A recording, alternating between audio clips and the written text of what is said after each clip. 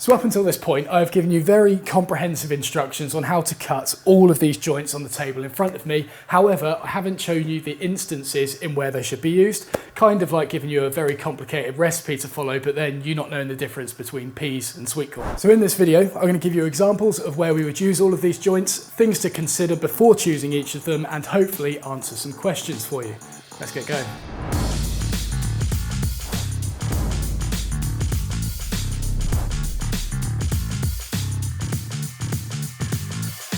So choosing which woodworking joint you want to use is usually a bit of a balancing act between choosing something that is functional, so very strong, or something that is decorative, because fundamentally that is what all of these joints do. Sometimes they correlate and look very decorative as well as being very strong in the case of a dovetail joint, very high mechanical strength in this, and looks very pretty as well.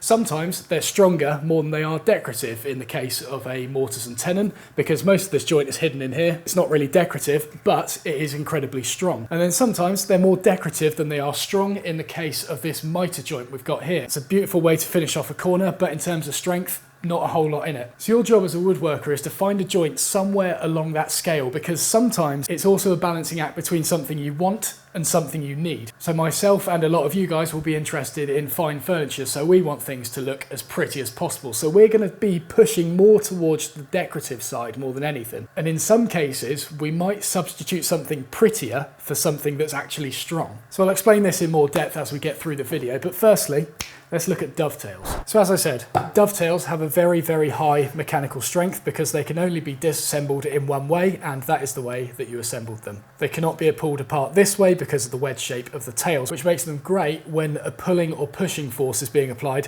to this component here, the pin side of it. This is very important because if you get the orientation of this joint wrong, then effectively you've got something that's no stronger than a simple finger joint here. Now to give you some examples of this, an obvious case is a drawer. It's constantly being pulled, sorry, I'll flip it around this way. It's constantly being pulled and pushed like this. So you need to make sure that this component is not going to detach from the front, which is why you see them on the side of drawers so much, because it is just the joint to use in most cases. However, a not so obvious application of the joint is on the bottom of a carcass, similar to what I did on this magazine rack and toilet roll holder here. So when you put a book or something in here, let's get one. Let's get a big heavy Makepeace book. When that goes in there, the force is pressing down on this bottom component here. So that means that over time, as this book constantly gets dropped in there, these joints here are getting quite a lot of stress over time and over the years. So that is why on the bottom of this magazine rack, you'll see that the tails are facing down like this on the bottom component. So as force is being applied to the bottom, it doesn't matter because the mechanical strength of these dovetails is going to prevent that bit from being ripped apart from here. Whereas if I was to cut the tails on the bottom of this, I'll give an example of this joint here. So currently on the magazine rack, we've got it this way. There's no way that can rip apart. If you have the tails down like this, this is the exact way that the tails were pressed in. So over time, as it gets hit, it's going to start detaching itself like that. Whereas if I reassemble this, no matter how hard I hit this surface here, there is not any chance that that is going to be detached from here unless I have some superhuman strength. So keep an eye out for that one, because that is usually the one that I see people get wrong. And obviously the other application that you often see a dovetail used in is on the corner of a box or something like that. In this case, there's no real stress being applied to it, because if I just kind of make a box out of these two, the box is just going to be picked up from the sides, maybe from the bottom or something like that. There's no force being applied to any of these components. So in that case, the dovetail is used for being purely decorative. You're not necessarily needing that strength whatsoever. So I mentioned a finger joint earlier, and you might be wondering in what instance would you choose one of these over something like a dovetail joint. Now I haven't done a tutorial on cutting this because it is pretty much exactly the same as a through dovetail, you just don't angle the tails like that. But this is what I meant earlier when I said sometimes it's choosing between something you want and something you need. So if you wanted to use a finger joint for the corner of a drawer or whatever, what you've got to think to yourself is there any force being applied to this component whatsoever? If it's a drawer, it's going to be pulled on this face here. If it's the bottom of a carcass, as stuff hits it, it's going to hit that inside face there, and look, you'll see it's going to detach like that. So although you want to use something like a finger joint, you're probably going to need to use something like a dovetail, because it's pretty obvious that this joint can be assembled this way and it can be disassembled this way. So there's no orientation of this that's going to make it particularly stronger over a dovetail, providing you get that orientation right. Again, like I said earlier, if you get it wrong, there's no real strength advantage of a dovetail over something like a finger joint like this, other than the fact the dovetail joint can't twist, whereas a finger joint can like this. Now I've got a lap dovetail joint here as well, and this is kind of self-explanatory. It is exactly the same strength as what you'd get on a standard dovetail here. However, with these, you just have the option of leaving the front of the pin board uninterrupted by the end grain of the dovetails like this, which is why you see these on the side of drawers so often, because if you've got a lovely figure on there, the last thing you want is the end grain of the tails poking through, or you might do in some cases. You do see it quite often, but there's no real strength disadvantage to using either of these. So next we're going to look at the lap joint, which is probably, aside from the mitre, the simplest joint on this table. So the lap joint is probably the most basic type of woodworking joint out there and is one of the first ones that you'll learn how to cut, but it also carries the least amount of strength to it. There's no mechanical strength in this joint whatsoever, and there's no friction holding it in whatsoever either. Similar to what you'd see on a finger joint like this. Although there's no mechanical strength holding it together, you've still got friction there that kind of binds them together like that. The only real strength this joint has is with the glue that holds it together, because without that you can move this joint apart in all three axes. And because of this joint is pretty much purely decorative, whereas if you wanted something with a little bit more strength on the corner, you could choose something like a bridal joint like this, which doesn't necessarily have any mechanical advantage over a standard lap joint, but it does have friction on its side as well as two gluing faces. And it can only move apart in two axes. It can't move up and down, whereas a lap joint like this, you'd be able to disassemble like that. So similarly, if you wanted to use a lap joint in the center of the component like this, you can now only disassemble this backwards and up like that. And you also now have friction on your side, whereas something like this, there's no friction in it whatsoever. So this is similar to what we see on the finger joint. There's no mechanical strength to it whatsoever. The only thing holding those together is a little bit of friction. But if you want to go for something a little bit stronger than the lap joint like this, you would go for the dovetail lap joint. So this not only has friction on its side, but it can only be disassembled up in the same way that we assembled the joint. So again, this is a question between what do you want and what do you need.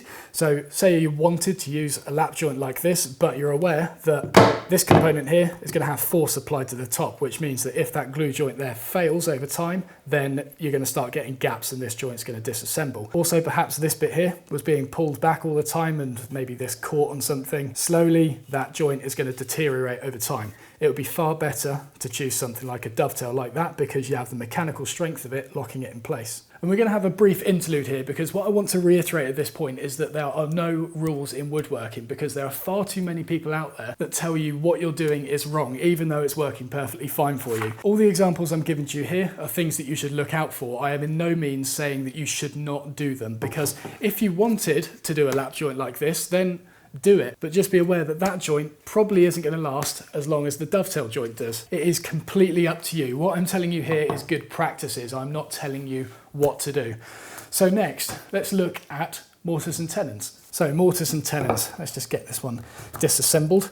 So as I said at the start, these aren't particularly decorative because most of that joint is simply hidden inside the mortise. You go through all that effort and it's all hidden like that. But what you do gain from this is a hell of a lot of strength. So instances where you would see a mortise and tenon joint used would be joining a rail on a chair or something like that to a leg, or the rail on a side table to the leg of it. Because on these joints, especially chairs, you get quite a lot of racking movements on them where as someone sits down, the chair kind of skews back and then moves back and forth like that. And a table, perhaps there's something heavy on the top and it's going to start applying stress to these corners as it skews. Having a tight fitting mortise and tenon joint like this is going to prevent any of those forces from breaking it apart, not to even mention the massive amount of gluing surface you've got inside there. And another place you see mortise and tenons is on a door frame, for example. So this would be the stile going up the door frame, you'd have the rail going across here, and you'd have some sort of panel fitted in here. And the reason for this is because when constructing a mortise and tenon in the way that I've done here, it's very easy to hide the groove to fit the panel in, because this little haunch we've got up here,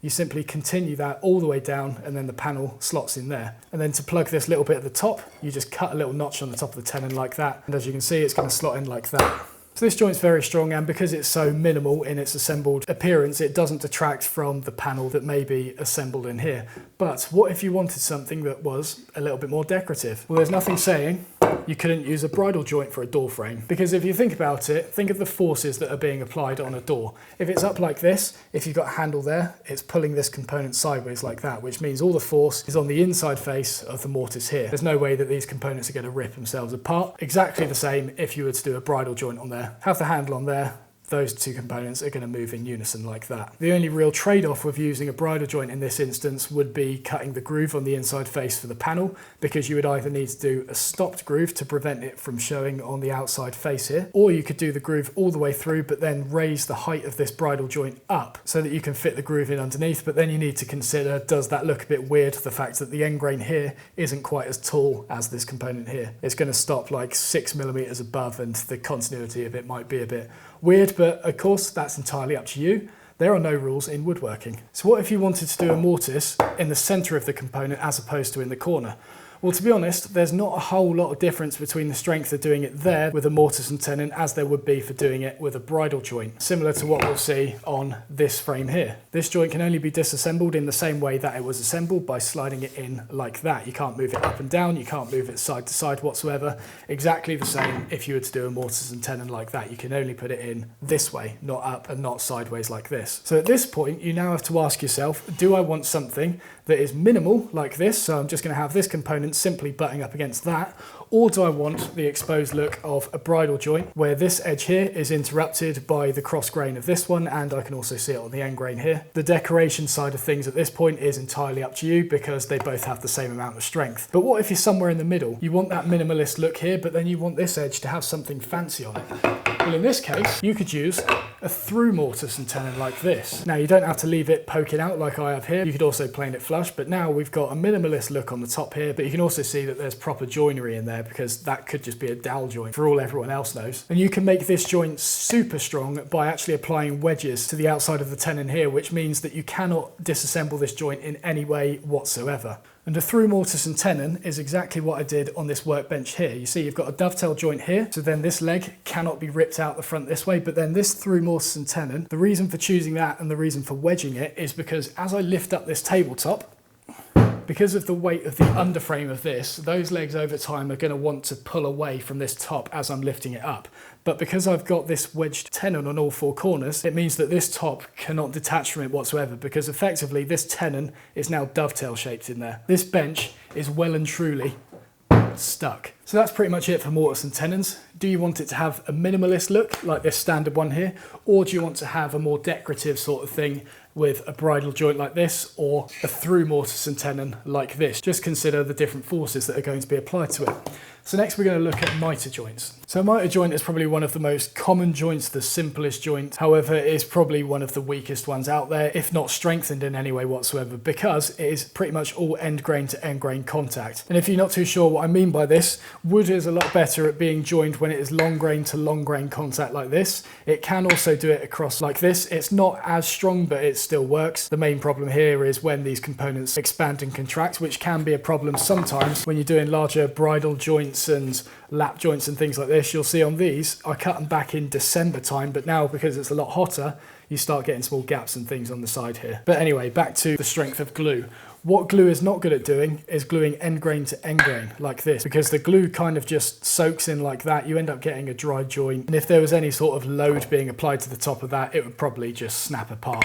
So the mitre joint, you've kind of got an essence of the long grain, because it is going at 45 degrees, but then it's still opening up a load of the tubes going down through the wood here, so the glue's going to soak up, and it's not going to be particularly strong. So if I really tried, I could probably break this joint apart. So that goes to show that mitre joints are used pretty much purely for decoration. They are not known for their superior strength whatsoever. So a common place you see these is on the corner of a picture frame, for example. And now that you're aware that this joint is incredibly weak, you'll probably think, well, in that case, I'll just use a bridal joint for the corner of a picture frame because it's strong and it looks pretty nice at the same time. But what you need to ask yourself at this point is, do you actually need that strength? Because a picture frame, it gets hung on a wall and then it's not moved for like 1 or 2 years. Don't get me wrong, this joint is going to hold over time. I could still probably hit it on here and things like that, and it is going to hold. But when it's continuous forces being applied to it, in the case of a door, or if you had a heavy panel or something that was installed in here and it had permanent stress being applied on the bottom as well as those forces,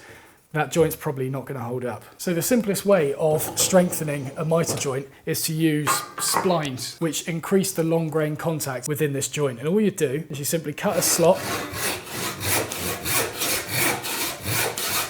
and then you install maybe a little bit of veneer or something in there, and then you've got the long grain contact of this veneer touching the inside of this component, which is then carrying across to this component. And if you put a few of these splines in here, it really does increase that strength of it. You can also do this with a table saw or a spindle molder or whatever you want. As long as you have something to put in there that is going to increase that long grain contact, you're going to be able to strengthen that mitre. And also when you flush it off, it looks pretty neat as well, because you have kind of like these black inlay lines that are going across there, or you can go for something more subtle, of course. It is entirely up to you. So that's a very simple way of strengthening a mitre joint, but you could also do some sort of mitred bridal joint, for example. It's exactly the same as a bridal joint, except this face here, you mitre it up like that, then you get the nice clean look on the front face like that, but you also have the friction and stuff of a bridal joint holding it together. Or you could do some sort of mitred lap joint. Again, it's exactly the same thing. You carry this component across to that corner there, score it down. You don't get a lot of long grain surface to glue from there, but it's better than what you'd get on the mitre joint. And as a side note, if you wanted to strengthen that joint without any fancy joinery, you could use a Faithfull domino or a biscuit jointer. So that covers mitering a frame, but what if you wanted to mitre the corner of a box, for example? This is a little carbon fibre jobby that I started about 2 years ago and never actually finished. But with this, the same rules apply. You could assemble it with glue like that, and then you could strengthen it with splines. But in the case of this box, or if you wanted the grain to perfectly wrap around the edges, having splines in there might detract from the overall look of it. Ideally, you want something that's a little bit more hidden, but in the case of this, you can't do any sort of fancy mitred bridal joint or something like that. It's instances like this where you could use a secret mitred dovetail, which I haven't actually shown you how to cut yet, because part of the reason is I've never actually tried one before, so maybe that'll be a subject for a future video. But if you're interested in knowing how to cut one of those, Mitch Peacock has done a great video on that, so I'll link that in the top corner now. But those are incredibly difficult to cut, so maybe you might want to go back to just a standard dovetail joint as opposed to a mitre like this, if you're not willing to strengthen it in any of the other ways, unless of course you want to use a domino or a biscuit jointer. So in conclusion, as a woodworker, what you need to do is find the balance between something that is not only decorative, but something that is strong, and also there's an element of what can you actually be bothered to do. In terms of decoration, do you want it to be exposed like you'd see on a dovetail joint here, or a bridal joint like this, or do you want it to be hidden like you would see on a lapsed dovetail joint like this, or mortise and tenon joint? There's no right or wrong answer with choosing either of those, but you just need to know the consequences of choosing one over the other. And in regards to strength, you need to think about the forces that are going to be applied to that component and how you can choose a joint to counteract that. And not only counteract it, but make sure that you assemble it the correct way so that that joint cannot be pulled apart. And if there are no forces being applied to that component, be it a picture frame or a box or something like that, then you literally have free reign of any of these joints. Choose whatever you want to do. You could do something as simple as a mitre joint like this, or you could do a mixture between a bridal mitre joint with drawer bores going all the way through it if you really wanted. It's entirely up to you. The choice is yours. As I always say, there are no rules in woodworking, and anyone that tells you different to that and tells you that you're doing something wrong, even though it's working fine for you, the only person that is wrong is them. So go out there, take your time to experiment a bit, and make something that's going to last hundreds of years as opposed to 5. I'll see you in the next video.